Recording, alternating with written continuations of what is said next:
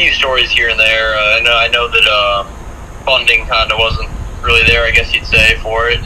Just kind of all fell apart, but just how it is, right? I mean, you go and try to get an opportunity, and sometimes it'll work, sometimes it'll crumble, and just seems like that's kind of one of those deals.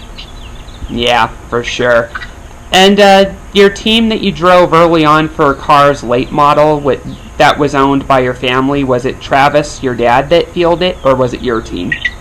Yeah, that was my dad's. I think we ran 2017 or 2018 or something, maybe 19. We ran some late model stock races, and we sucked. To be honest, we had no clue what we were doing. That was before we had ever even raced supers or anything. So we had really no clue what we were doing.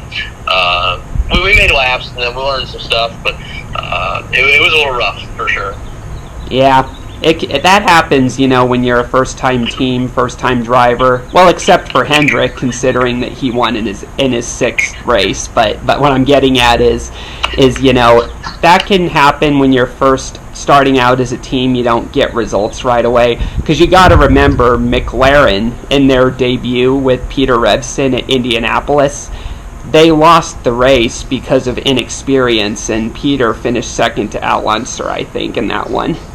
Yeah, for sure. Experience is everything. Yeah, so you don't usually get it right the first time, but over time you get better, Yeah, of course. It's like what you see with SPIRE Motorsports, which you actually drove for, I believe, didn't you? Yep, ran their truck at Bristol last year, finished 12th. It wasn't a bad race. We had a really good truck at the end. Yeah, you can see them growing, although it's taken slow a little bit, but you can see them getting better every year. Oh, for sure. What was driving for SPIRE like, knowing what their long-term plan for motorsports is?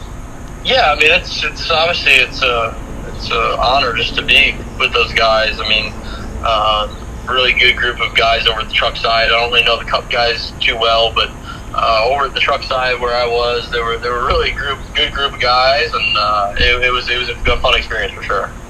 Yeah. So, how did it feel being in the number 7, which is also sort of an iconic number with Alan Kawicki and Jeffrey Bodine and all that?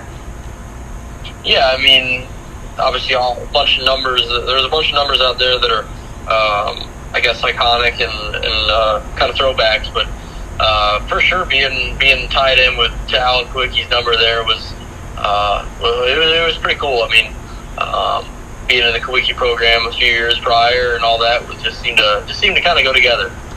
Yeah, especially considering that your dad, won a championship that was pretty much the Truck Series version of that Kawicki championship, with so many drivers in one race being able to win. It's just those years were very similar, don't you think?